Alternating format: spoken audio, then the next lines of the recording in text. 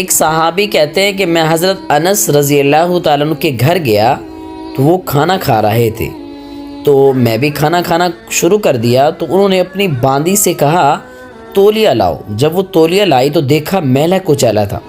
حضرت انس نے ان کو غصے کی نظر سے دیکھا، کہا جاؤ اسے صاف کر کے لاؤ۔ فرماتے ہیں وہ بھاگ کر گئی اور جلتے ہوئے تندور کے اندر تولیہ کو پھینک دیا۔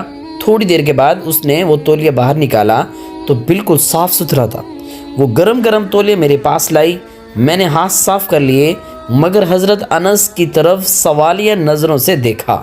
وہ مسکرائے اور کہنے لگے ایک مرتبہ نبی مکرم شفیع اعظم حضرت محمد مصطفیٰ صلی اللہ علیہ وسلم میرے گھر دعوت پر تشریف لائے تھے، میں نے یہ تولیہ محبوب صلی اللہ علیہ وسلم کو ہاتھ مبارک صاف کرنے کے لیے دیا تھا۔